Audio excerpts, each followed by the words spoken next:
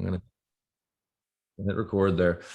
Sorry I didn't send you over any topics. I was thinking about it, and sorry, my mic's all over here. I was thinking about it, and I kept thinking about it, and I was like, you know what? I actually can't think of anything specifically to talk about that I haven't already talked about with people on here.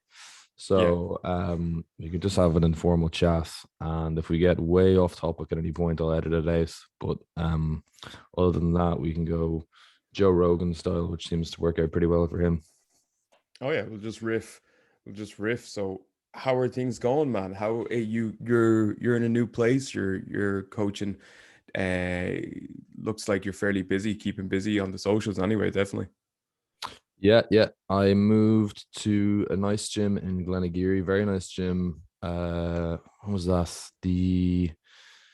Sometime around October. I think it would have been like mid-October or so. So yeah, I've been working in a CrossFit gym for years. And like for a long time I would have taken classes in there while I was doing my masters, and it was a nice bit of coaching experience because you're coaching huge amounts of people Mm. throughout the course of the week. But realized that personal training was what I wanted to do. And so the nice thing about the gym that I've moved to now is that it's very well set up for personal training. A lot of CrossFit gyms, or even a lot of gyms that use that kind of class-based model, aren't well set up for personal training because you're constantly colliding with people who are doing classes, and it's messy and it's loud. Whereas this place has its own floor that's just dedicated to personal training. So it means I can train clients up there, and it's either just me and them, or maybe two or three other people who are also doing personal training with another PT. And there's loads of space, and it's nice and quiet. So I'm really loving it. And thankfully, all my clients were really loyal to me, and they stuck with me and made the move over. Very nice, very nice. It's maybe it's a city thing or a Dublin thing to have that whole floor dedicated. I think I only know here in the Midlands, I know only one facility that would actually have a whole section of their gym dedicated. So yeah, no, Oh, that's to be massive. honest, I had That's never heard of that before either. I think I just got extremely lucky. I called Yeah, no, it's around very. a huge amount of gyms, basically every gym that I could find on Google Maps, that was kind of within the 5K plus vicinity of where I was training people before. And it was bleak. Like a lot of them had closed down. I'm guessing partially due to COVID and all of that stuff. So, and a lot of the ones that I did find were like, yeah, you can train people here during the afternoon when classes aren't on. And I was like, yeah, that's not a lot of time. So I was very lucky to find somewhere that didn't have that issue. What about you? Where are you operating out of at the moment? Oh, I am doing so many operations. Really? So I'm in a legend at the moment in Tullamore. Which is fine. It's grand. Keeps me busy. The main reason I took it on was because I realized general pop was probably the area that I was weakest in terms of actually experience and contact time. Sorry, I what's do the it. name of the place? What did you say? Oh, it's Aura Leisure Center. Or There's I okay, think or that Logic. Okay. I think there's like a few. There's a couple spotted around. Like they run a grand operation. Yeah. For the personal game, for myself was again to get that experience with general pop hands on as well. And you know yourself coming out of the pandemic, business can be slow straight off the bat. So Yeah. you might notice I'm in a little bit of a different setup. Bought a house with my partner, Wow. and Congrats. yeah, no, it's been nice. We moved in a couple of months, so obviously a lot more bills and everything to take on board. So, Yeah. um, Have you bought a definitely, ride-on lawnmower yet? no, bought a dog instead. Ah, way better investment. Way better. Way better investment. Um, but I've been enjoying it now. I'm there nearly, I think, 6 months, and like that, even though I had experience before general pop, I made the quick move to athletes and kind of sub elite athletes, things like Mm. that, and work with them. And it's a different kettle of fish. Like, look, Oh yeah, entirely. the body is the same, but at the end of the day, I come to an athlete who's been training, 5-6 years in a performance kind of viewpoint, and that's been their goal. They know what a squat is. They know how to squat for the most part. They know what deadlifts are. They have an understanding of fundamentals of training. Yeah. You get, someone who has never stepped foot in the gym, which, really, really regular. They might be in their mid 40s, early 50s, and you ask them what their training history is, and like never in a gym before, never. Yeah. Yeah. And it's just throwing you into the deep end of like, right, we have to start off here with the fundamentals, correct anything that might happen over the last 50 years of life, and just see basically, can we make exercise enjoyable? I've kind of taken a motto on board, or my own little slogan, because one of the most popular questions that seems to come up is like, what's the ideal amount of training that I can do, or what's the ideal training I could do? Yeah. Very common. And extremely common. And the saying that I always refer back to is the best exercise that we can do is the exercise we actually end up doing. And Yeah. for that, I just say to look, if you can only do 2 days, make sure we can nail down those 2 days. And if you like circuits, we'll do circuits. If you like just cardio machines, we'll just do cardio machines, and try to introduce a little bit of like resistance training as well. Because at my heart, I'm an S&C. I can't let the resistance training go unnoticed. Yeah. But it's been a big learning curve. And again, I think coming fresh out of the pandemic, it was needed. I definitely got a little bit comfortable in the knowledge that I had, and I needed to throw myself into an environment that was like, right, let's learn a few things here, like learning how to do aqua aerobics and spin classes and all those fun, joyous things to. You're very adventurous and open-minded. I don't think I'd be able for that. Yeah, no, I love aqua aerobics. I tell you one thing, aqua aerobics is 80% a concert, 10% exercise, and 10% a social event. And then spin. Sounds like most powerlifting meets. Yeah, it's very, very similar. 7 hours of standing around for 30 seconds of lifting, and then some heavy metal in between. Yeah, look, it's not too dissimilar to bodybuilding either. Chilling around and in skimpy suits, and off you go on stage for 10 minutes, come off. Yeah, congratulations. That's great. It's kind of challenging, and honing your skill set in a new way. I found that I became a lot better at coaching when I was training beginners, because as you say, like athletes are good athletes because they pick stuff up quickly, and they don't need an awful lot of coaching sometimes, like certainly not compared to someone who's a beginner. I found that took a really long time for me to adjust to. I remember I came straight from working in the high performance gym in UCD with people who were on sports scholarships and stuff like that. And I got a job. Well, not so much a job. I volunteered to get some experience in a local tennis club. And so it was all, I think the youngest person that I was training would have been 40 odd. And then the oldest was in their early 70s. And none of these people had done any kind of resistance training before.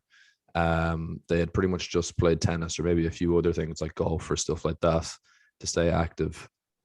And trying to explain to a middle-aged woman who's never done anything like that what a squat is for the first time, and like breaking down, what it means to push your hips back and what it means to try to kind of keep like a tight back and stuff like that. It was stuff that I'd never really considered having to properly verbalize before. So it's a really, really good skill set to develop, because that makes training people who are more advanced even easier then, because you have a better understanding, I find anyway. All those UKSEA workshops go out the window when you're training someone who is like, yeah, push your hips back. What do you mean? Yeah, exactly.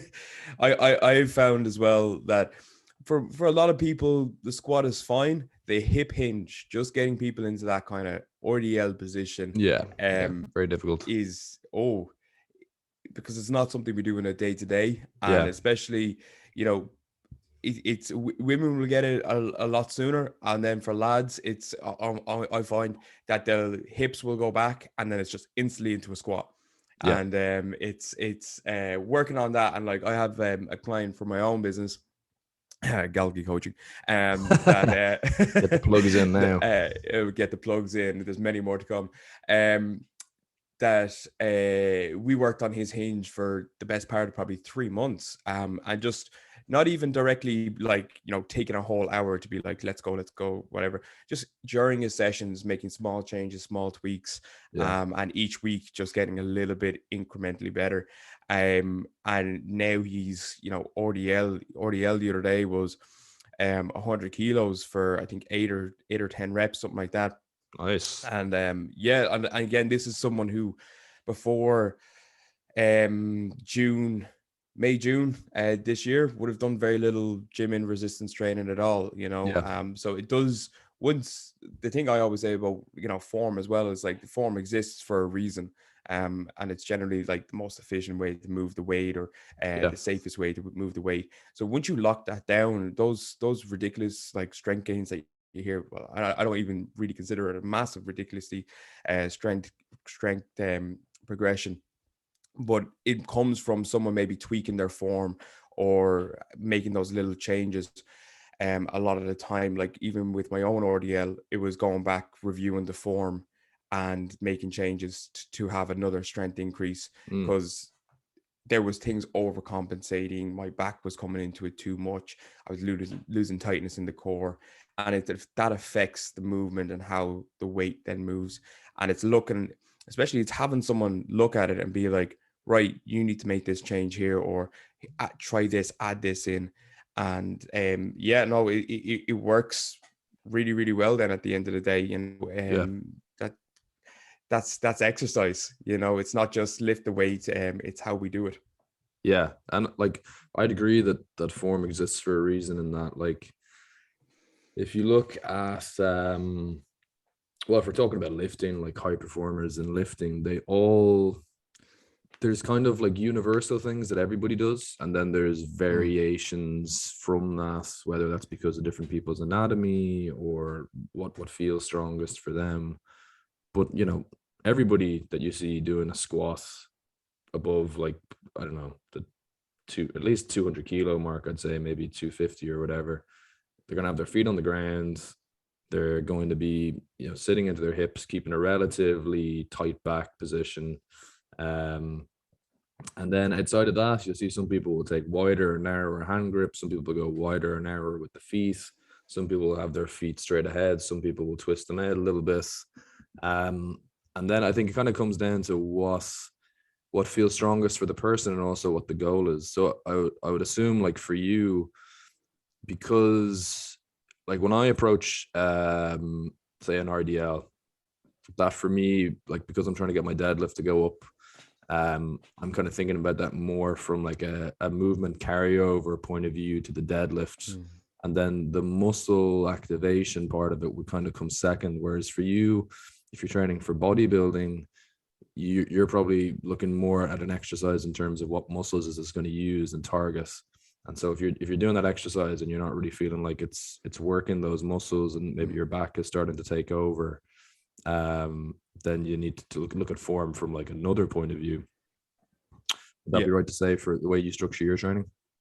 Yeah, that's like, and again, that's my training. Like when I go into an RDL or even a bench press, my goal is to, and again, this is 10 years of, 10 plus years of training. My goal is to, in that bottom position of an RDL, to feel my glutes squeeze and push forward, push through the hips, feel those hamstrings work to push the weight, and to pull it up.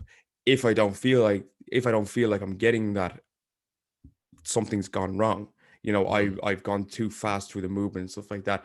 And it's not a case of one is better than the other. Like you said, it's dependent on your goal. When I would look at the international netball squads, so I'm still doing the strength and conditioning for netball Ireland, and with them, it's all about, strength and power development. There is a little bit of hypertrophy involved as well, of course. With any sport, you'd love for your athletes to get a little bit bigger, but like that, it's the crossover to the sport. So a lot of it's more focused on, right, let's move the weight, let's move it in a safe manner, but let's move the weight, and can we move more weight next week or the next month? Yeah, and definitely. and then there comes a phase of, can we move the same amount of weight but just faster? And there you go, there's your whole 4 years of S&C degree done. It's a lot more simple than we sometimes like to think it is, but I We'd agree with love that. it. We'd love it to be overly complicated, but Yeah, it's a lot of training, a lot of learning to nail down basics. And that's where you come back in. It's like you have all these fancy things like French contrast training, all these things, and they're fantastic to include from time to time. But at the end of the day, like, I've been with Netball Ireland for, I think, 2 years in February, and all of it has been, just fundamental strength, power training, with little bits of hypertrophy phases in there as well, yeah, because that's what's working, and if it's working, there's no reason to needlessly change it up and make it more complex for the sake of complexity. absolutely. You don't mess with the winning formula when you have it, and Mm. I think that the the longer that I've been training and looking at research, and it seems like for training for sports, when it comes to your S&C, the most important thing is the key performance indicators, or KPIs sometimes they're called. So for most sports, that's going to be sorry, for anybody listening, key performance indicators are what are the physical tasks or attributes that, if you increase, are most likely to boost your performance on the pitch or on the field or whatever. So for most sports, that's going to be things like your sprint speed, your jump height, things that are kind of proxies for power and speed. Because like I train for powerlifting, it doesn't matter how slowly I lift a 1 rep max deadlift as long as the thing comes up off the floor. Whereas when you're on, say, a rugby pitch, you have a very limited amount of time to apply force. So being able to apply loads of force over 4 or 5 seconds might be useful in a scrum, but not if you need to like beat someone in a sidestep. Anyway, tangent in there. But as you were saying, if you're getting those KPIs to go up, and you're doing that with a nice simple training program, there can be sometimes an argument to be said that it would be taken away from time that could be spent just making what you're doing more efficient or a higher quality than trying to jump to trying to do something else then, or make it more complicated. Yeah, like, when I look at the overall plan, so like any well, like most S&Cs, you have your macro cycle and you have your view put out for the upcoming months or year. Um and when I look at that, I take into account then obviously our KPIs. And for each athlete, they would all have their kind of fundamental, like, yeah, these are all shared KPIs. And then after that, I would have little kind of personal goals or markers set for that athlete as well, that I can kind of like get a good indicator of how much work is being done, Yeah, and so on. If someone comes to me and wants to work on something in particular, I'll take it into account. But if it contradicts what we're trying to do elsewhere, I'll explain that to them. yeah, When it comes to my decision on exercise, how we structure training, things like that, I do take into account what we've done previously. And if things are getting monotonous, and that's probably a little bit of sports psych in me, I will change up things just for the sake of changing up. yeah, Because there's only like, I don't mind the bodybuilding side of things. I've done the same leg workout for 6 years. I'll continue to do it for another 6. yeah, yeah, But not everyone wants to do that. So I will change things up from time to time just for that. But a lot of the compounds are going to stay the same. It's going to always be some sort of squat movement or lower body strength movement. It's going to be a pull of some sort from the floor. They're going to stay in there, but I might change it from one time. We might do a deadlift for our pull from the floor, right? Real big heavy movement focus, and then we might just do a pendlay row on the next phase. And it's like different subjects, but we're still getting a pull from the floor, and it's just changing things up, increasing the experience and the exposure of exercise to the athletes, and just making them, giving them a little bit of further education on exercise as a whole. Yeah. But like you were saying there, if we're coming up close to a competition and things are going well, things are slowly increasing, and now I want to start tapering off, that taper is not complex for the sake of complexity. Usually it's very, very basic, very simple, because you're not going to start throwing in all these training modalities that you've never done before coming close to competition. That, for that time for messing around is pre-season, testing things out. Yeah. Yeah. When you're in season, it's all, yep, going back to what we know best. Here's the Mhm. safe movements that we're well equipped for, and there's no messing about in that sense. um yeah, that's, Yeah. I hope that kind of fleshes out that a little bit more. Definitely. No, I 100% agree. Like, I would be very against the idea of making any significant changes to any aspect of training, whether it's training, nutrition, sleep, whatever, at the 2 minutes to midnight mark, like right Yeah, before you actually need to be on your A game. Even if somebody had like a pretty atrocious diet, and for whatever reason they came to me like a week before they were about to do like a major competition, probably wouldn't change anything, because you could run the risk of like a digestive issue popping up or something like that, and you're not going to make like a massive change to somebody's health in that space of time anyway. I actually was thinking about something there that's an idea I wanted to bounce off you that you kind of touched on there, which is the whole idea of variety and variation, and why it works. And if I think maybe it doesn't really work for the reasons why we think it does. So for people listening, variety or variation is just changing some of the parameters in training. It could be the intensity, it could be the volume, could be the exercise altogether, could be things like the number of days that you train per week or whatever. But I think when most people talk about variety or variation, they're talking about changing exercises usually. Um, and I think that a large reason why people see improvements is for that psychological aspect you talk about.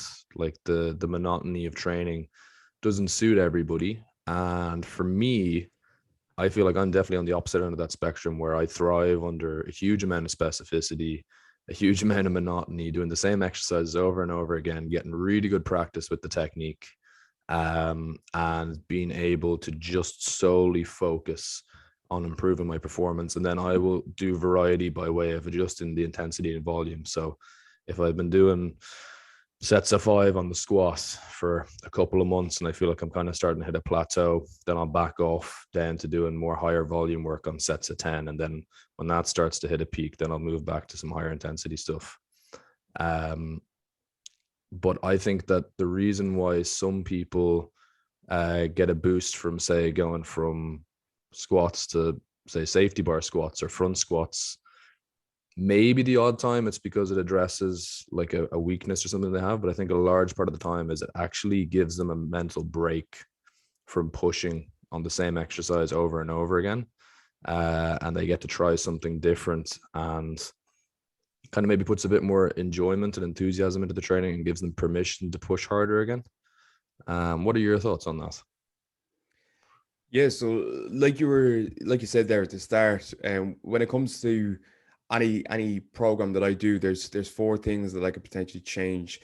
That would be the intensity, the volume, the frequency, or the complexity. Um, Most of the time you're going to fluctuate between intensity and volume. Mm, Frequency, maybe from time to time, just maybe adding an extra day in there. Complexity is the one that you can throw in really for a psychological benefit, and more so than anything. So making something a little bit more challenging, or making it easier. And like, take that for example, you change your main compound movement from a squat to a rear foot elevated split squat. You're still going mm, within the same rep range, you're loading up similarly with dumbbells now. And you test the waters there for a while. And like you say there, I think the biggest part is it just breaks the monotony of training up. Yeah. Again, I'd be very similar to yourself in the sense that, you know, like I said, I've done the same leg workout for the last 6 years. I can name those exercises off. My first 3 movements of my upper or my push or pull days all remain the same. Yeah. Because I'm just, and I find it like, and this is not blown smoke or anything, but I find it just be a machine mentality of I can just go in, I understand my training, Yeah. and I just want to do that particular training. And it's less to And think about, I think, as well, like, when you yeah, just have the it's less to same think about. plan, you know. And that means that the creative side of things for me generally comes from either coaching other people, where I get to do like Yeah. what I consider the fun stuff, like we'll do an AMRAP here, or a couple of exercises, or we'll do some circuit stuff like that. But for me, like when it comes to, if I want to include like Olympic lifting derivatives into my training, I'll wait for an appropriate point to swap things out.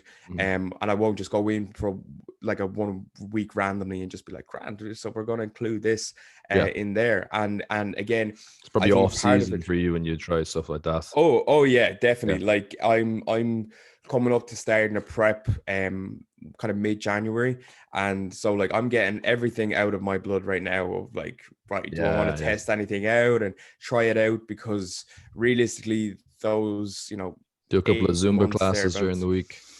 Yeah, like, you know, I played around with, when I was teaching the spin classes, instructing the spin classes, I played around with actually doing the spin classes. I think myself and my colleague there, I think we might be the only 2 spin instructors in Ireland that actually don't do the spin class. We walk Oh around, yeah. and So hold on, you're not actually doing this while you're coaching the people. I thought that was no, like and it's a standard thing that you have to do. no, it's working really, really well. So here's a little bit of a tangent, and for anyone It's who's almost like coaching if out you're there. not exercising, you have more mental capacity to Oh go to coaching yeah, people. who knew? It's Imagine lifting with every single client you had every single day. yeah, it's like, yeah, just training someone for a powerlifting meeting the next weekend is like, grand. So yeah, 90%. Yeah, I'm gonna hop under the bar as well for a Yeah. single. Savage. But what we're like, when it comes to the spin, I'd hop up periodically on the bike, but like for Yeah. 30 seconds, like I'm dressed in tracksuit bottoms and a hoodie. Mm. You know, I'm not there to partake. I'm there to coach, to instruct. So I'm Yeah. walking around, and we're fortunate enough to have these nice Kaiser bikes. They have the screen on them that show the gears and the RPMs. So it's really intuitive to just go like, right, we're at 80 RPM here, or 100 RPM, bring those gears up. And you can just go around and give people a little bit more time and specificity that they would need. And we're finding that it's a really successful model for spin. Like, our spin classes are full. Now, spin classes are probably full regardless, but people are pushing themselves and are coming up after class and being like, that's the toughest class yet. And I'm like, it's not the toughest class yet. You're just getting fitter, you're getting better, and you're able to push yourself that little bit more. It's like the first time your client experiences the Galgey tendon of their body just boom, or you know, switches off, and then they're able to push themselves a little bit further then after that, because your body begins to learn, okay, we can inhibit that a little bit more because this person hasn't ruined themselves previously, so Yeah. we can let them push themselves a little bit further. And that's what's being experienced now in spin, is because you're not like listening to me at the top of the room being like, okay, and then 5 more. Yeah, it's like, I realize I have no cardiovascular system. I'm going to instead walk around and coach. And we've done that model for all of our classes, like even including we have a pump class, which is meant to be styled after Les Mills pump. We Body won't pump, is that what it's called? body pump. Yeah, we'll say no more about it. But Weird I sexual teach. undertones. I teach that as just like an AMRAP class of, like, you know, a couple of Okay. minutes on, couple of minutes off, and again, works pretty successfully. I think the Les Mills model is to stay on like shoulders for 5 minutes, and then switch to arms for 5 minutes, and then chest for 5 minutes, and back for 5 minutes, legs for 5 minutes, no breaks in between any of that. And it's just, wow, that goes against a lot of the things that I believe in, Yeah. and I've learned. So instead, I'm going into a class and I'm just like, look, take some rest if you want, push yourself as hard as you can, like really chill. And it's this foreign concept when it comes to classes of an instructor being like, yeah, look, if you need to take some rest, take some rest. It's okay. I'm not going to shout at you. Like, Yeah. Well, because like you want them there next week, I always say at the end of a class, yes, you should feel like you should do work, but you should be able to come back tomorrow or the next Yeah. day. Yeah. It's like, it's people coming up to me and saying, "Oh, I did a class with XYZ and I wasn't able to walk for 3 days." And I was like, that's the sign of a bad class. That was you got pushed and continuously pushed past the point of fatigue that your body can't adequately recover days after. Like that screams to me that someone was just like, saw you were doing, like, saw you were getting fatigued and then just said, do more, because Yeah. they didn't know what to do in that sense. And again, Yeah. if we begin talking about it too much, we'll start on the rant of the fitness industry and the current state of it and all that. But I think we always end up there at some point. Inevitably. But Yeah. to tangent off something you were saying there, like the rest period thing is interesting because I'm the same. I don't really I don't use specific rest periods with people when I'm having them do cardio or circuit or anything like that, because to me, I'm more interested in like the total amount of work that's done, because I tend to, because I have an hour with people and a large chunk of that is done on just strength training where there's no focus on rest periods in particular. As long as they feel fresh and ready to go, I don't mind if it's 2 minutes, 2.5 minutes, 3 minutes, whatever between sets. But that already takes up a pretty big chunk of the session. So by the time I'm getting to the end and considering doing conditioning work, I like to, if I can, try to combine the conditioning and the sort of hypertrophy side of things. So I'll do like a circuit that involves like, chin ups, push ups, and say like the assault bike. So they're still getting the conditioning elements and they're not going to be so knackered that it would affect something like a squat, but you can get away with doing something like a chin up or a push up where your heart rate's a little bit high. And I've started using the prowler a lot now because that's great for building up strength in the legs and cardiovascular fitness at the same time. But I'll say to people like, look, say for instance on the prowler, I'm not entirely sure what the distance is in the gym that I'm at, but I basically just count a length as a rep. So up and down is 2 reps. I'll say last time you got 4x2, so 8 total reps or 8 total lengths. As long as we get 9 today, you've gotten fitter as far as I'm concerned, because your heart is working while you're pushing that prowler. As people get fitter, you can start looking at improving that fitness by way of reducing the rest periods. But for most people, like anybody who's doing one of those classes is definitely a beginner.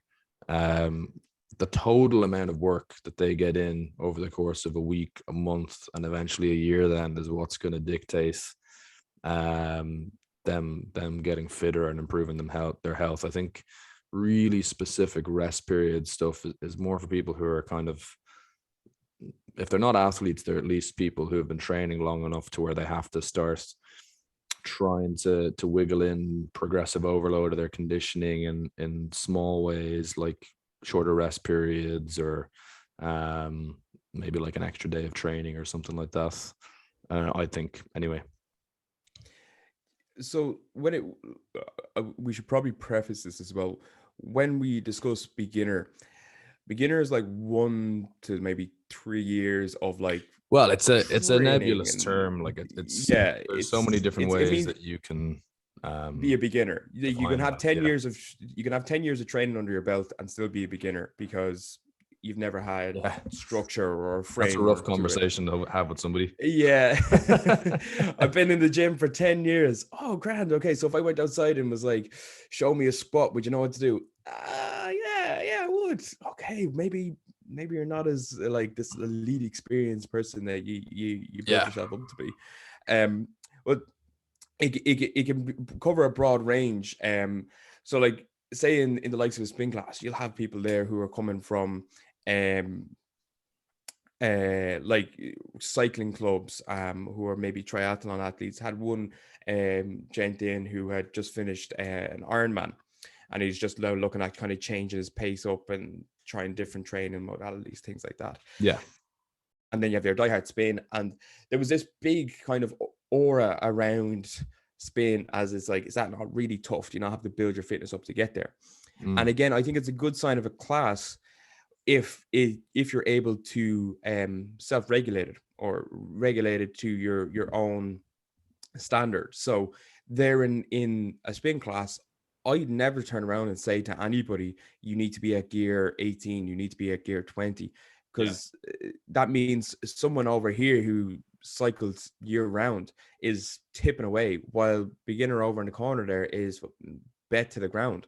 And so what I do at the start is I set a recovery gear, a gear that we come back and keep at a nice pace, and all the work is based off of that. And it's similar then in all the classes. It's like, this is your class, it's your 45 minutes.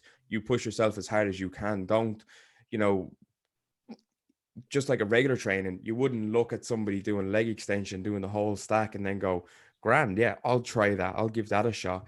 But there can be that little bit of a culture in classes from time to time of like, that person is, you know, keeping the gears high, or is putting more weight on. Maybe I'll do that as well. But it's still, you know, a workout at the end of the day. When it comes, I guess, to the rest periods and stuff like that, like, it's difficult. You have to be creative, because again, a lot of the people who are coming to the classes are used to classes being tons and tons of work, bury you into the ground, and then goodbye, won't see you for a couple of days kind of gig. So kind of try and make it rule enough. Like, again, I work in work to rest ratios best, because you have 45 minutes. So I structure the whole class out and have it there. But I always make sure to be like, if you need to take an extra second or two to like recompose yourself, that's perfectly fine. It's, you know, just get back into the game then. So like, if we're doing sprint efforts, or like Tabata, for example, in spin, 20 seconds on, 10 seconds off, that's pretty meaty. Like, that's a 2-to-1 work rest ratio. That's heavy enough for some people, for a lot of people. So like, if you need to take, if you're 6 efforts in, I need to take two more seconds, 3 more seconds, it's fine. I'm not going to shout in your face. I think it screams a lot about an instructor if you have to pause for 2 or 3 seconds, and they get up in your face and are, you know, like, you know, just get the more work done, get that. It really screams like that's what they think the like a good effort is, rather than, I always point out, like, it should be, okay, you peak, then you fatigue down during your effort, then you recover. You're not going to peak back up as high again, but you're constantly just tipping down, rather than just having up, and then down, and you're just holding that bottom fatigue position for the next 30 minutes. And realistically, like, what's the quality of work in that position? And is it better to keep you there, or to just give you an extra minute of rest and have you back at 100% again? Yeah, and a lot of people want that from a coach. They want the cheerleader shouting at you, yeah, just constantly shouting, and almost like a Navy SEAL type scenario. One major drawback I see to that is that you're gonna kind of be dependent on them then to motivate you and push you all the time.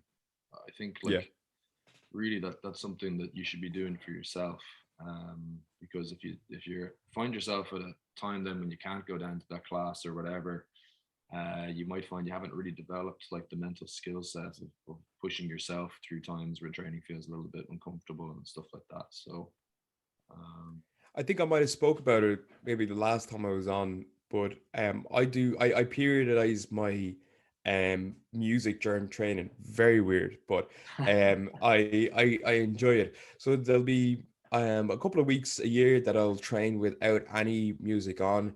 If I go to a gym and there's music playing, I'll put my headphones on, but just not put on anything on. right. I'll listen to classical from time to time. Over lockdown, I got really big into that kind of slow acoustic training to the Lumineers, things like that. Um, I was fortunate enough. I did my bachelor, the effect of music on strength training, particularly the 3 rep max on the bench press. And the biggest finding from it was it's not the music per se, but it's the relationship you have with the music. So Yeah, I was about to say, I would have thought one major problem with controlling that study would be just the wide variety of taste people have in music. yeah, Because, yeah, like, it for was me, I love training to music, and I think that the right music could definitely and has boosted my performance, but the wrong music would almost have like a negative impact on my yep, performance compared to just having detrimental effect. Yep. silence, you know? That's it. Like it was a comparative study of basically just like regular 3 rep max test, a white noise test, and then self-selected music. And like, so like looking at the genres of people, what people were picking, it was a lot of heavy metal, rock, or dance tunes, trance tunes, things like that. um and I like, again, standard of music selection. um but it's almost shocking to people when I say, like, look, it's not about the music, it's not about the BPM, it's about the relationship to the music. And that's why you can have these really powerful songs for training that are like 90 to 100 BPM, and you Yeah. can have that in a spin class where the recommended guidelines are 140 to 160 BPM. And you're like, well, that's grand, but I don't want to listen to like a shitty rendition of Ed Sheeran behind like some dance track Yeah. at 140 BPM. I'd like to listen to like just a regular old Ed Sheeran and do sprints to it. But part of that there is, and I guess to bring it back, is similarly enough, what I find is the person's relationship with the coach, with the style of training that they're going to do, that will affect a lot of the motivation that they have for doing it. Obviously, the first time you do a training modality, you're probably heavily dependent on someone bringing you through it, or having a kind of staple motivation to it in the back pocket, so like music, to get you through that first session, because you're not going to have very high efficacy, confidence in trying that particular movement. So like, say if I was to take you to an Olympic weightlifting class, if I was just to leave you in the corner and nobody was to give you actual instruction, or it was just someone coming over periodically and going, great job, well done, you're probably not very bought into that unless you have some natural talent to it, and you're getting like a real feel for it. For most people, that first training session will require some sort of staple motivation. That can be their goal. Generally, their goal will fade as soon as they start to get fatigued Yeah. that first time. So they'll rely heavily on the instructor, the trainer, the coach, and then that kind of like external source of music as well. And then when they get more and more experienced, it's going to be a case of like, I'll occasionally, very rarely, I'll do a spin class and I'll just have no music, and it's it's a very daunting How people thing. react to that. I say to use the fire inside, and that's it. They'll do it because it's my class. At the end of the day, that sounds very authoritarian. But you'll do 1 or 2 efforts with just little to no music, and you just see basically how people are going, and it gives an indicator as well of how people are progressing. Because if someone's able to like dig deep internally, that's likely that's the individual that's going to have a high exercise retention rate, because they're able to just knuckle down, get the work done. They're not relying on an external stimulus to get that first ignition going, that they're able to just kick into gear, get going straight away. And you probably notice that yourself as well. You'll be doing a training, and it still happens again, like, again, years training, I'm waiting there ages for like that part of the chorus to start or the beat to drop, because I'm just like, feck this session, I need something just to kickstart me again. And then some days you go in and it's like the playlist is just on in the background, and you're just going when you feel great, you're going when you're going. And that in that all plays again, like it is going to be up and down like your training. There's going to be some weeks where you just go in feeling fantastic, really, really motivated and everything, and some weeks you're not. But like I was saying, if you can play with those kind of external motivating factors, for me, it's music. You can begin to train yourself mentally, to kind of key into that internal ignition, and get just into the movement whenever you really want to.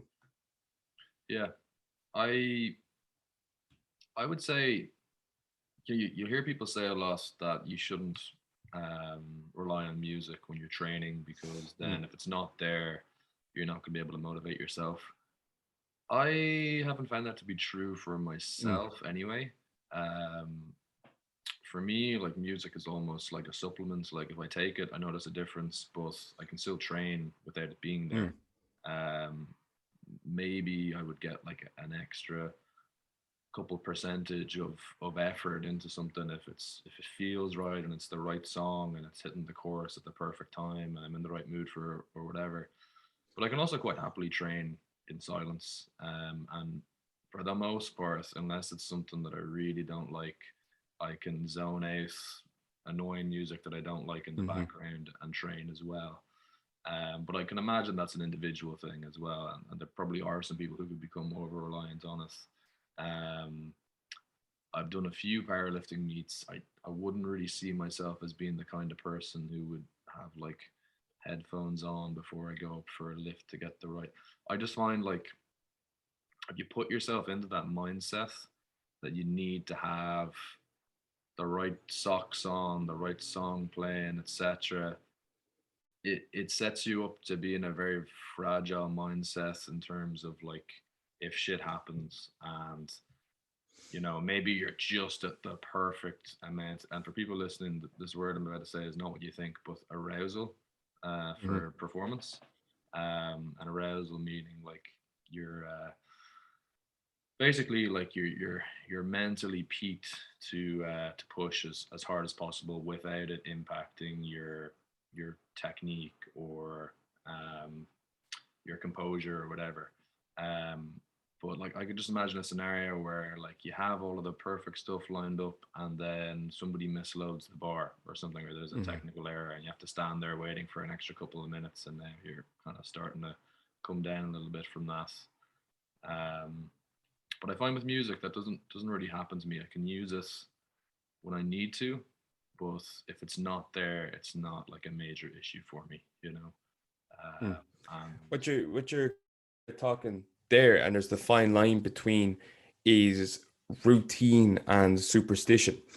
So yeah, routine is, it's fine. Everybody has their routine. Maybe, if you're a GA absolutely, player, the morning before a match, you might have the same kind of food and the same nutrition, waking up and all yeah. that. I'd be a That's big fine. fan of routine and habit now, Yeah, definitely. yeah.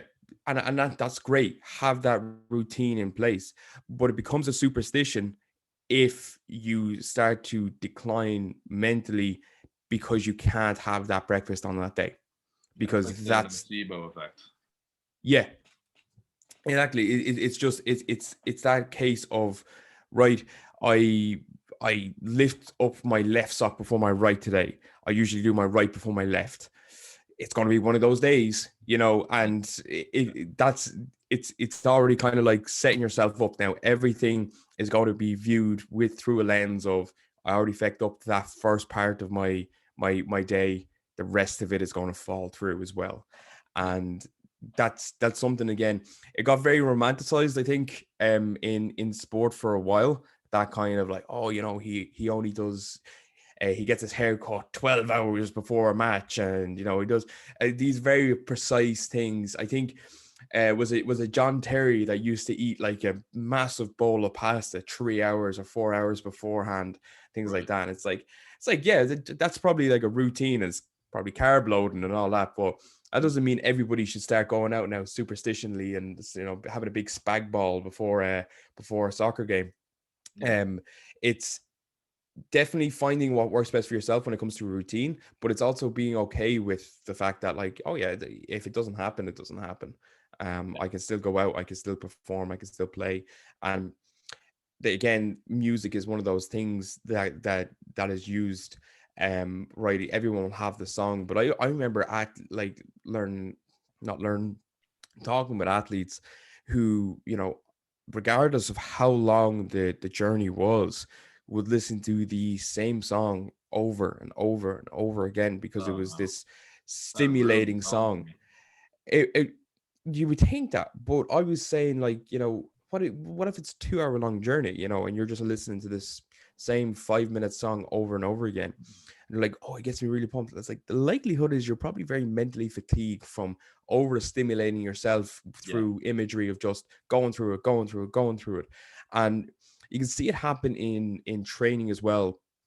It's essentially just psyching yourself out, that when you're uh constantly looking for that perfect song, or that waiting for that moment, you're going through in your head the imagery of doing a movement or going through that portion of training, and it can be detrimental. Like, it's that part of, again, changing something that could be beneficial. It's the right song and everything, but yeah, because you're taking it that extra little bit of, like, fucking just going over, "Oh, let's listen to it again. I'm not feeling it yet. Let's go again. Let's go again." And you take this, 6 minute break, and you've listened to the same part of the song 4 times. You've probably fairly mentally fatigued, and you haven't even done the set yet. yeah, yeah. That happens to a lot of people. I think they kind of do the match or the competition or the meet before they're even there, and Yeah. they're a little bit drained then by the time it comes around to actually need to perform. Um, I actually, I kind of tried to use that to my advantage yesterday. So I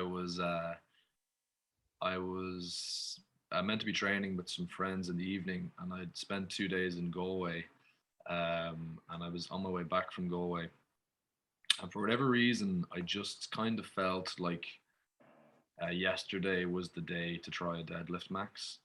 Like I'd had a really good deadlift session the week beforehand. I did 200 kilos and I got 5 reps, and that was like three more than I'd ever done with 200.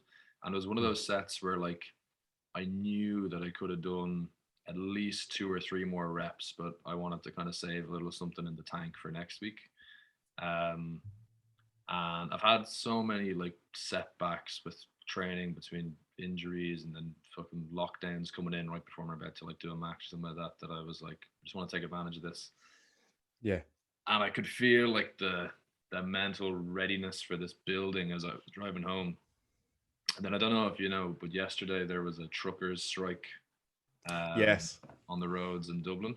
Now, I didn't get caught in the absolute midst of that, because if you were, oh my God, you would have been furious. They were driving in second gear down the M50 at about 20 kilometers an hour for hours, all day. Like people were missing hospital appointments, flights, the whole lot. Um, but there was still traffic delays. So I was kind of like racing at a sensible speed to get Mm. to your man's house to do the lift, and I did. I got it, and it was, I think, a lot easier than if I had done that on a day where I was a little bit stressed out from work, or maybe I'd gotten a little bit of bad sleep and had it in my head that I wasn't going to be totally primed. I'd had 2 days of a really relaxing trip in Galway. I'd eaten up to my eyeballs in food, and gotten lots of sleep. And I kind of tried to use that arousal curve to my benefit. So it can be a positive thing, but I think it takes a lot of experience at messing that up at Mm. competitions or matches or whatever. It's definitely a, I wouldn't necessarily like say like a cherry on top, but it's definitely, maybe it's not the fundamental. It's not the ice cream of the sundae. It's definitely probably the No, cream though. It's not the cherry on the top, but you still want to address it before you do the finer details. definitely. Um, and like that, like your fundamentals are going to be like, when it comes to the mental skill side of things, your self efficacy, your motivation, and kind of more bigger bang for buck things. And then in that, addressing those bigger elements, you're going to look at the tighter stuff, and then get even more um macroed in on it as well. Mm, um so what you're saying there is that there's that kind of whole build up and then surrounding it. It can go one of two ways. You know, you can be really, again, like you were saying, that kind of like have that high level arousal, but you haven't come on the other side of the curve where you start to experience that kind of level of anxiety.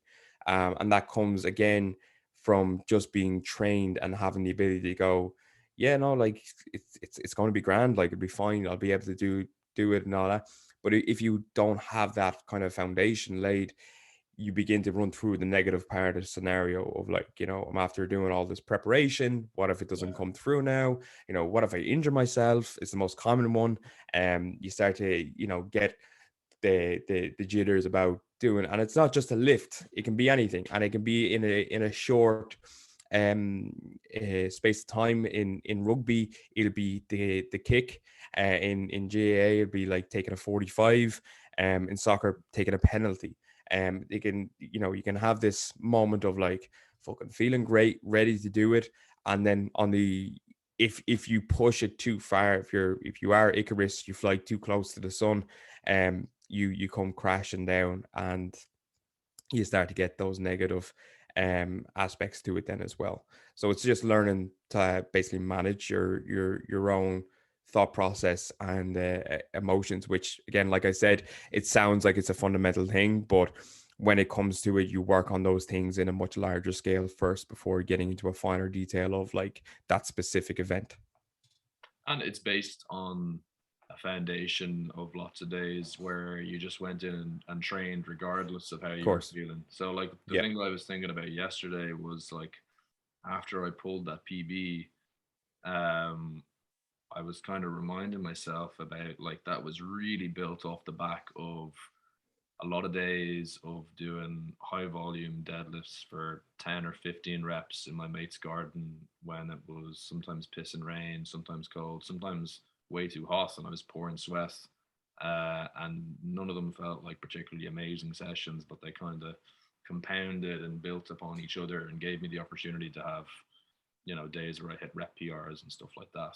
Mm. So, Yeah, I'm always a little skeptical of there's some guys that I would follow, and they, you know, they rate their sessions out of 10, and it seems to be like the last year all of their sessions have just been 10s out of 10s. um I'm like, that's fantastic, really good, you have it queued in, but what happens on a day that you have a 7? You know, like, is that just like the worst day that you have then in the last while? You know, yeah, are you that optimized that everything is a 10 out of 10? Because again, you yourself, there's those sessions where you go in, you tick a box, you know, you're just there, you run through the movements, you run through the weights, nothing particularly feels amazing, nothing particularly feels terrible. But I wouldn't jot that down as a 10 out of 10 session. yeah, You can still give 10 out of 10 effort, but there's just some things, whether it be stress from external things outside of your training, just life in general, fatigue from life in general, that are going to play into your training session. And I had to punch that in there, because in case anybody who might be listening who's seen people constantly just post up 10 out of 10 training session, or, you know, oh, best training session ever, it's likely that they're just, you know, doing it for the old social media, as people do. Um, I can be here and say that from my own experience, in a year, 10 out of 10 sessions, meaning that I just feel fantastic, you know, just absolutely everything. Probably in single digits, those yeah. 10 out of 10 sessions. Everything you do, you'll probably float around 7, 8 a Uh-huh. lot of the time. But those fantastic sessions, ooh, I don't see them being like 52 a year. No, no, and oftentimes kind of unexpected. I would say for me Yeah. anyway. Like they don't happen after days where I've had like 4 hours of sleep. Yeah, but like Mm, not necessarily at times when like I've had amazing sleeps or I've eaten really well that day or I'm training my usual training time or whatever. mm, I also think with that RPE thing of rating your sessions, I find there's a difference between sessions where I perform well and sessions where I just feel really good.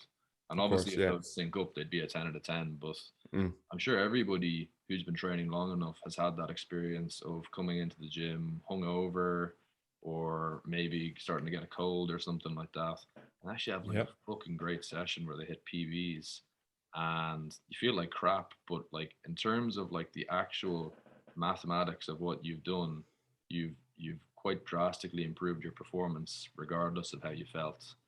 And then I've had days, again, everybody's also had these where you come in and you feel $1,000,000 and it's just not there for whatever reason in terms of your performance. Um, I also think the RPE thing is, I think it suits a certain kind of person more so than others. I'm the kind of person who very easily psychs myself out with overcomplicating things or overthinking things. Mm. That's why, like a lot of the content that I put out, I try to make things as simple as possible. And I try to not disregard, but like put into perspective a lot of the questions that people ask in terms of where they fit in the grander scheme of just getting into the gym, training, trying to keep on sticking to key principles like specificity and progressive overload, eating well, sleeping well, etc. I personally haven't had a lot of experience with trying to use RPE in the past. I don't think that it suits me. I think that I'm the kind of person who will tend to almost use it as an out on hard sets that, I've done sets loads of times where if I was going to put it down as an RPE, I'd say, yeah, it felt like an 8 or a 9 out of 10. And then for my final set, I'll decide to do an AMRAP. And I end up, let's say I don't know, doing sets of 5 and I was rating it as an RPE 8. So really it should be a 7 rep max. I'll do an Mm. AMRAP and then I might get 10 reps, 11 reps. And that just kind of goes to show how good I think I am at rating RP. I hear a lot of Yeah. people say that like if you're experienced enough, you can use it, but like I'm not setting national records or anything, but I've been training for nearly 12 years now and doing pretty dedicated strength training for at least 5. If that's the bar for what you need to do for RPE to be effective, then I just don't see it very applicable to 90% plus of people who are actually doing strength training. Yeah, like when it comes to the strength training, or like if I was handing out a general program to someone, um, I tend to use like say like if they're looking for like an intensity or a level to go for. Of course, I try and explain rep ranges first. If I give someone a rep range of 8 to 12 for 3 sets, okay, I'm like, yeah, so that first set, use a weight that's tough enough for maybe 12, 11 reps. Then same weight should be around maybe 10 reps for the second set, and then 8 or 9 for the third set. Okay, if you get 12, 12, 12, up the weight for next week. Okay, that's the most basic way I can say to someone, there's what progression is, there's what Yeah. overload is and things like that. If they look for a little bit more, or if they're specifically if it's cardio based, which you get a lot of as well, I tend to use um I do lean on the RPE, but I would never say RPE like 6, 7, because it means nothing to most people. When you say like rate of perceived exertion, they're like, whoa, what? But if you say, oh, go at a pace that it's tough, but you're able to hold a conversation, that clicks with them. Mm-hmm. Or if they're, you're able to get 2 or 3 words out, and then you're having to catch your breath again or something like that. And again, there'll be a little bit of explaining probably to do with like, oh, so is that at a run and stuff like that? It's like, oh, but look, if you're able to run and keep a conversation, yeah, go with that pace. That's fine. But I go at a brisk walk. And yeah, I can hold a semi decent conversation at the best of times. Yeah. And I again like that. I use that in the same amount in my training. RPs and those kind of scales is one of the lesser used things that I would use in my training, and more so if I'm recording my training, I look at the quality of the reps. I Yeah. look at how fast the reps move. That gives me a better indicator, because there's some, like you're saying, there's some days where everything just feels so heavy, and you feel shy, and you still get the same reps done, but you're not sure. And then you go and check the video, and it's flying up, down, up, Yeah. down, up, down. And you're like, grand. So this is really all in my head here, that I think I'm doing like Yeah. 5 second RDLs here. And it turns out that I'm standing up with it when it comes to the video. Yeah. And it again, the benefit of somebody else having a coach there and a second pair of eyes and being like, you're grand, don't worry about it. Yeah. That's all. I think. I know a lot of people are very, very interested in using different types of technology for training, whether that's velocity based stuff. And I could probably, I'd see that as being more useful than RPE, because you're getting actual numbers fed back to you that you can base off. You can come up with some nice charts about like what speed you typically move 70% at, 80% at, whatever. Um, and there's all other types of stuff, heart rate monitors and everything. I kind of, and this is just my personal opinion, I think most of those things rarely end up telling you something that you couldn't already have figured out for yourself. I've used all of these different devices before in different settings, but usually S&C settings, because that's, people like to use technology with athletes and trying to be on the cutting edge of research and everything. But I've never, like, maybe with a few exceptions, and then you would almost wonder if it was like a technical fault of the device or something. I can rarely ever remember watching somebody do a rep and being surprised with the number that was fed back to me on a piece of technology or something like that. And for my own training, um, that would be the same. I've used things like velocity-based training, uh, apps and linear transducers and stuff like that. And if it was a real like true grinder rep where I was gonna miss it, I kind of knew myself. And I think a lot of this stuff can kind of just be brought back to basic principles, like don't train to failure, don't push so hard in a set that your form starts going to crap. And I definitely try to teach people um, like to learn like the limits of what they can do and then figure out what it feels like to start approaching failure. So when people get past a certain point with beginner training, and they're starting to get really consistent with their technique, I'll start having them try things like AMRAP sets, and I'll stop them when I can see that they're starting to approach that nth degree that's maybe a rep or two from failure, but they can start to feel themselves then like what it feels like to push hard, because you kind of have to start pushing harder to get that progressive overload as you go on. But for me, I mean, look, I still use a pen and paper training log for my own training. So Exact same. I'm very old man style when it comes to most of training. I try to keep a lot of it based in reality and looking at stuff with my eyes. But I can see some people probably love using RPE. They love using different little gadgets and stuff like that, and it aids them in their training. But for me, it's always kind of been a hindrance, and I could see myself using like one of those readiness apps, and it tells me that I've gotten terrible sleep, which I know, and it tells me that I'm at like a 5 out of 10 readiness, and then I go in and I unintentionally have a crap training session because I push with less intensity than I should have. Yeah, and I think they'll exist in largely in an S&C environment for the sake of just, again, um, for those that might not know, strength and conditioning, it sounds like it's all lifting weights and everything like that. It's just an abhorrent amount of data collection, and having specific numbers, and then from there, you do your maybe 20% coaching, 30% coaching.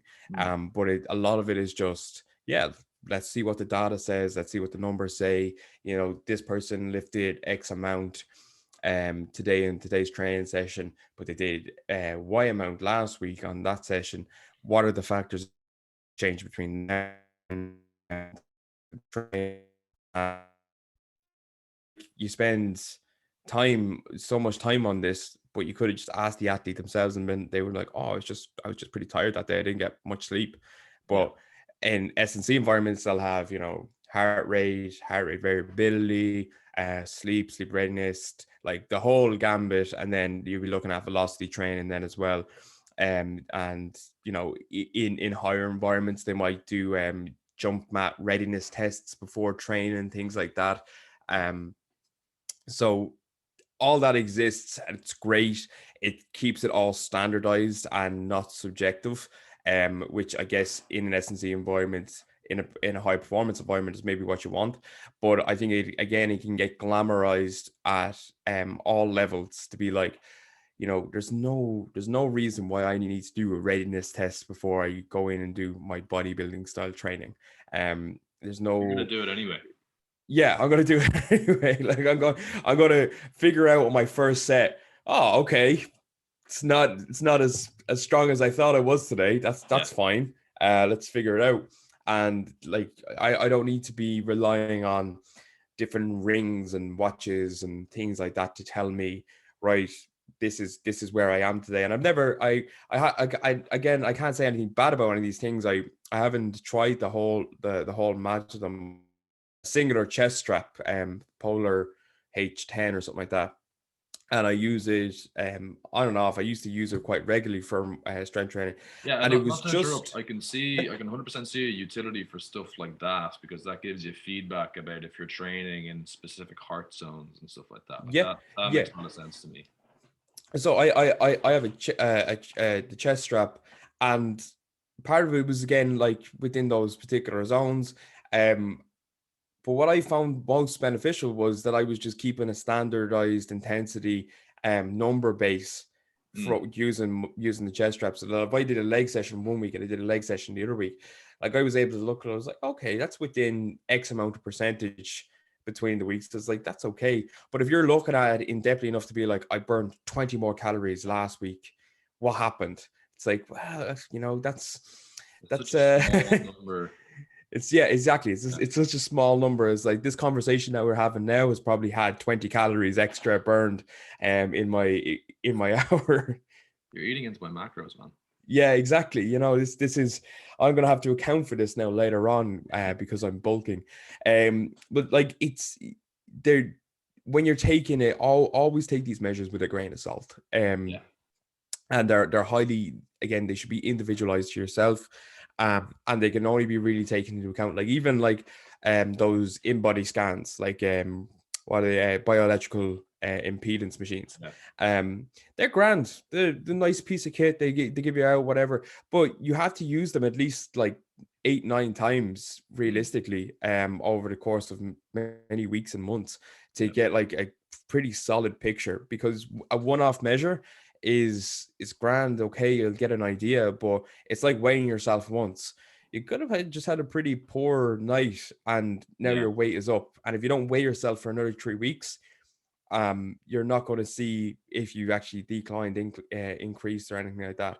And that's the way with any of these measures, is that it's something to use for a long period of time, so you get a lot of data points or measurements, but it shouldn't dictate or like restrict you in what you do all that much. If you feel okay, work away. Yeah, definitely. You don't want, minor little tools that can add a few percent to your game to start distracting from the bigger picture. Yeah. Get in, train, stay specific, use overload. It's like you were saying, over lockdown, people had, mixed amount of equipment, and there would have been a lot of people who were just like, oh, I don't have 200 kilos worth of plates and an Olympic barbell. What's the point in training? Health. Just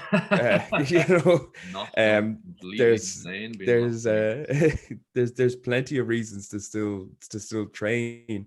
And like that, just because you don't have all the equipment, it's like starting.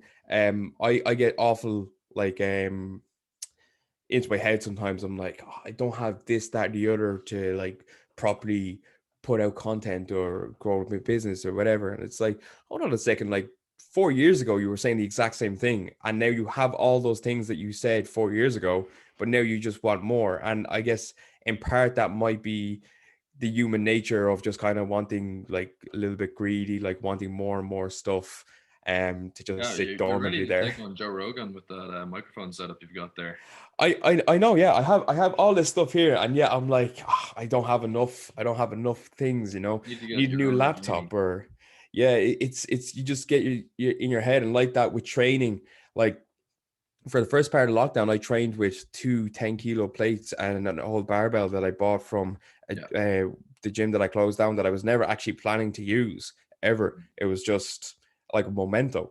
And then I pumped far too much money into buying gym equipment, I think, as everybody did. Um, and like that's that's what it should be at the end of the day. Like, you know, we talk a big game in terms of, like, you know, developing your fitness levels and strength and conditioning and everything like that. But train for your health, like any sort of training, whether it be just body weight, calisthenics, just buy one kettlebell. I know one guy, fantastic, his name is slipping me.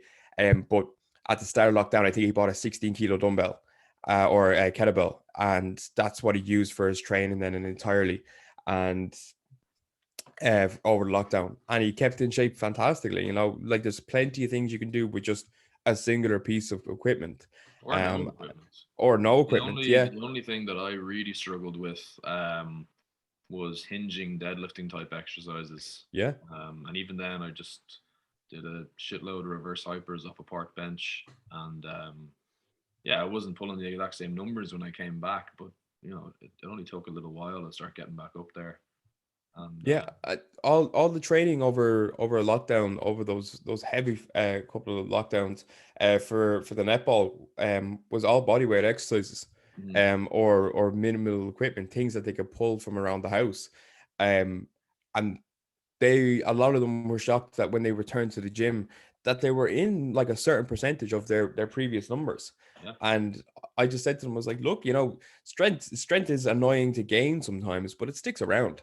It sticks around for a substantial long time. So, you know, if you're coming back from lockdown and had you've just been continuously giving your body that stimulus, and bringing it again, like you were saying, close enough to failure, that when you return to a bench press or a squat, there's still going to be strength there. It's not like the muscles have just went, oh my god, a barbell, yeah, how awful. The muscles don't know the difference between a barbell, a dumbbell, a band. They just recognize resistance, yeah. and that's all you have to feed them, and that resistance, that stimulus.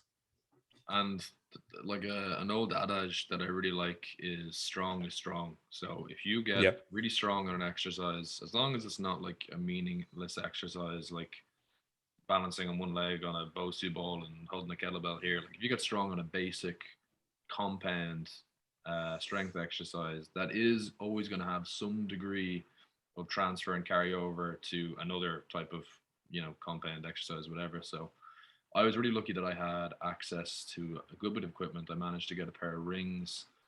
That was one of the last ones that D8 was selling. I had a weight vest that went up to 30 kilos, and I was able to get a kettlebell and I think a dumbbell as well from the gym that I was working at the time.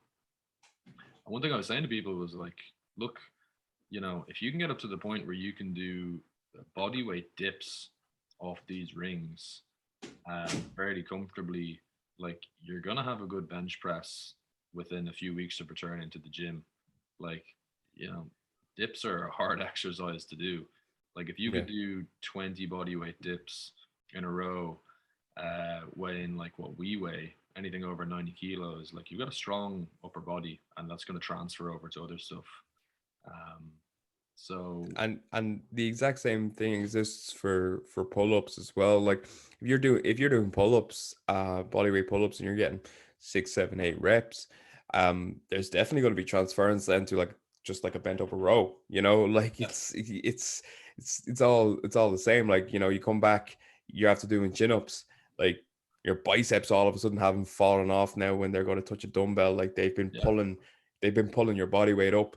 And like that, I see you on your social, you've been giving the old pistol squats a hard time. over the last only in a while. certain context. I did.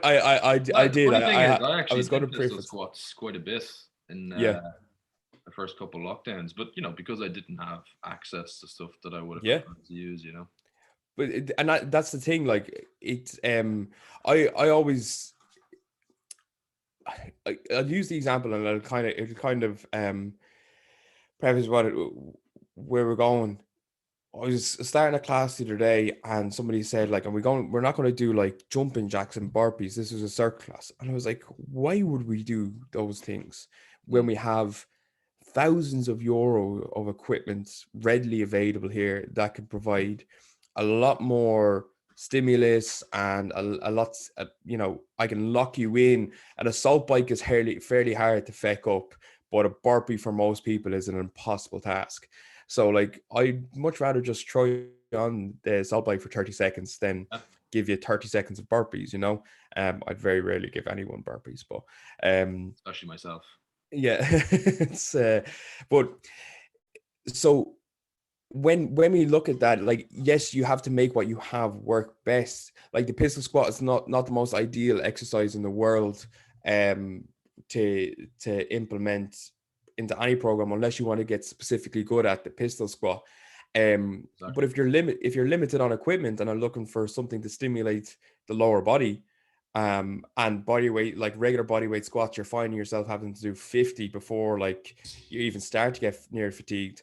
Well, yeah, try loading up on the one side there, or Yeah, and see how far you can get. especially because a pistol squat is more resistance on the leg than doing a body weight split squat. So that's Yeah, what I was using it for, and I was using it with people who had got to the point where if they were doing split squats, we were talking like 15, 20, then 25 reps. Once you start getting past like that 25, 30 range, not only is there research to indicate that it's probably not going to be the best for hypertrophy, but like it's also just bleak. Like who the hell wants to yeah, do 30 plus split squats and then have to go to your next leg? It's taking like 2 minutes just to do one set. So no, there's utility for every exercise. mm-hmm.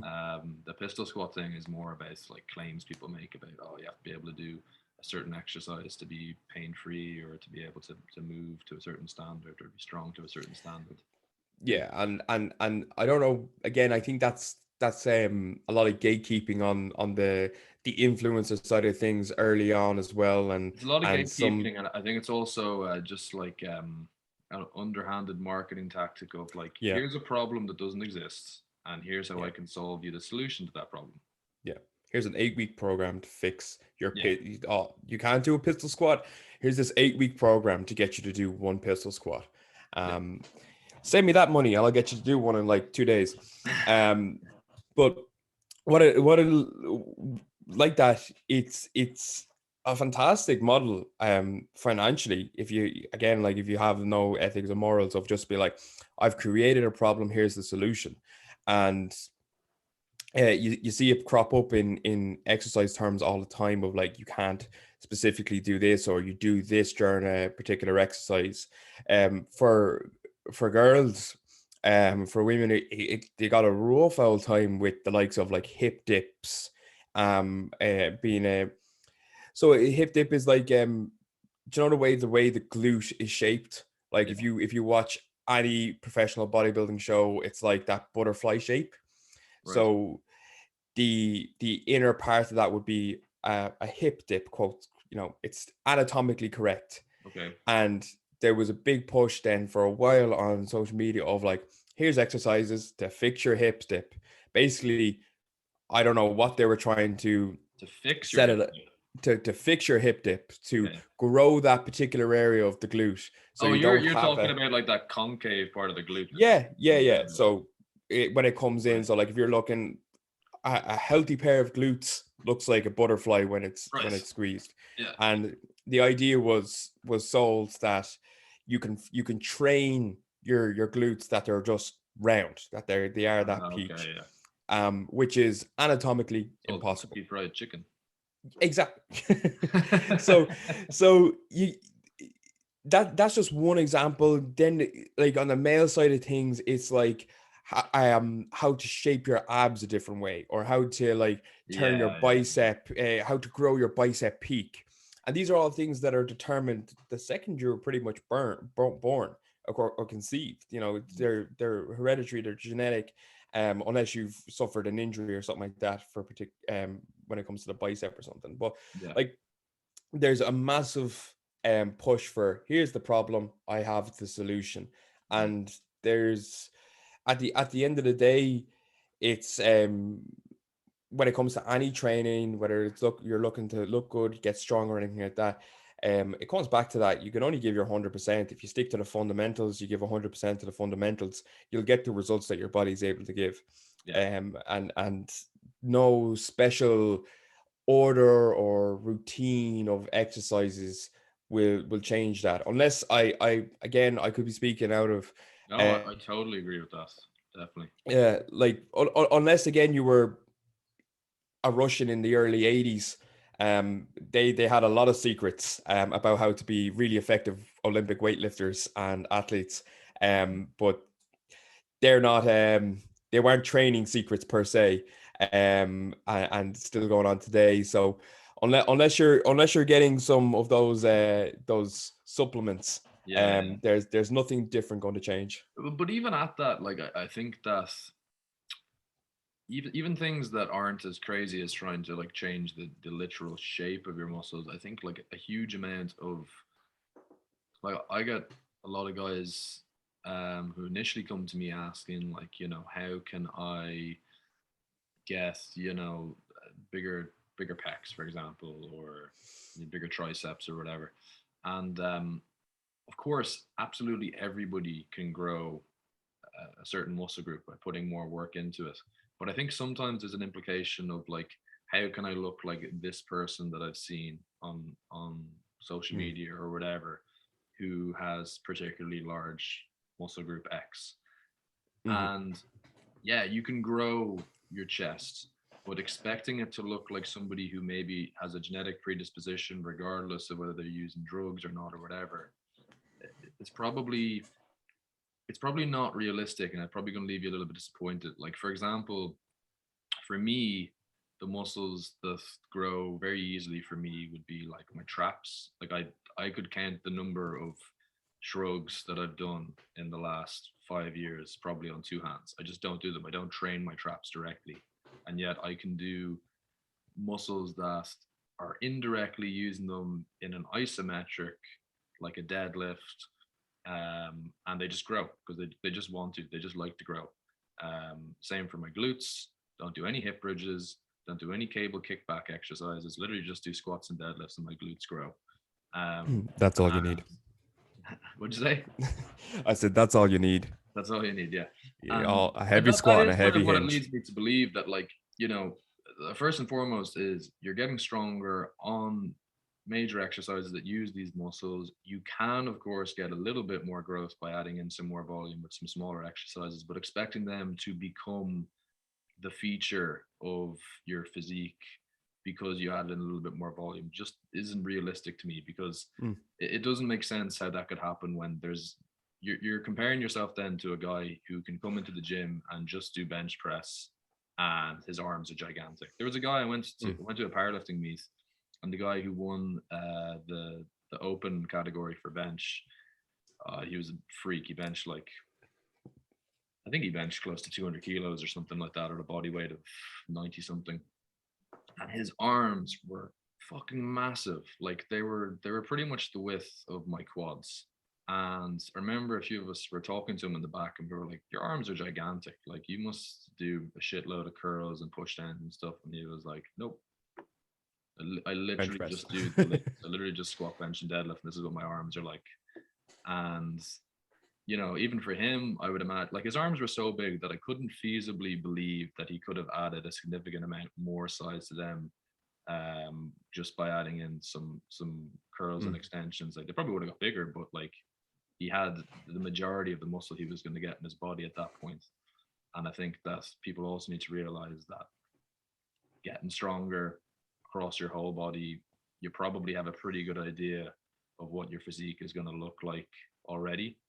and you're going to have strong points and weak points depending on how much that matters to you if you're into bodybuilding or whatever. But expecting to see radical changes just based on exercise selection, I think, is unlikely in my opinion. Oh yeah, definitely.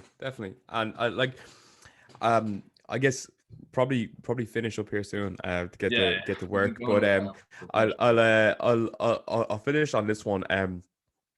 There was a guy I was bringing through his program recently enough, and just demoing a couple of exercises, and like that, he turned around to me and he said, "Jesus, you said your legs are, they're fairly big. Like, what do you do for the legs and stuff like that?"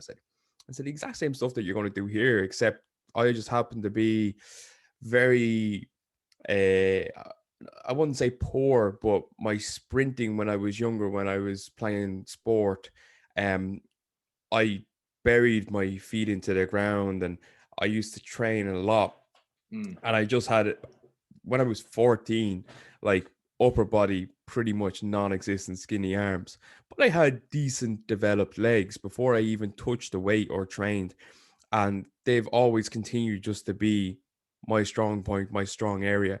I've never directly trained my glutes. I deadlift, I squat, I do a hip hinge, RDLs, and the amount of times there's been comments been made on my ass is ludicrous. And I said, yeah, look, it's, I don't bug around with any of these curtsy squats or anything like that. I'll squat, I'll deadlift and RDL, and maybe some glute ham raise or something like that. But I, as I said, like, you just train heavy, and again, go at it as best you can, and then your body pretty much is going to grow where it grows or decides what it's going to develop. We can only influence on it so much, but your body is going to do what your body's designed to do. Yeah, and like if your hip is extending under load and progressively heavier loads, your glutes are going to get bigger. So yeah, that makes a lot of sense. All right, I won't take any more of your time. I'm actually appreciate it. a bit of time pressure. We got through a load of topics there. So thanks for your Plentiful. time. Enjoy picking out the title for this one. I'm just gonna call it a ramble and sell it for what it is. But yeah, so you are, is it Galgey coaching on Instagram? Yeah, it's just my name. It's just Conor Galgey, spelled with one N, and Galgey is Galgey. I'm very good at this whole marketing thing. If you ever meet anybody called Galgey, they're related to me somehow. And there's only one other Conor Galgey in the world. He's in I think it's New Zealand or Australia. So I'm not him. I'm the one that's in Ireland. So he doesn't get into personal training. Yeah, hopefully I'll be very competitive marketing then. But yeah, no, that's it. Give me a shout if you want any half decent training done in the Midlands, or likewise our team that are looking for a bit of crack. Yeah. And I'll get in touch. But no, it's always fantastic to be on and have a conversation like that. I enjoy talking all thing exercise and sport and the mental side of things anyway. So it's always good to have a bit of a chat and conversation. Brilliant. Well, thank you very much for coming on, man. And we will do it again sometime soon.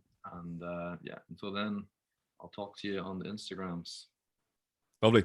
Talk to you soon. And see you, man.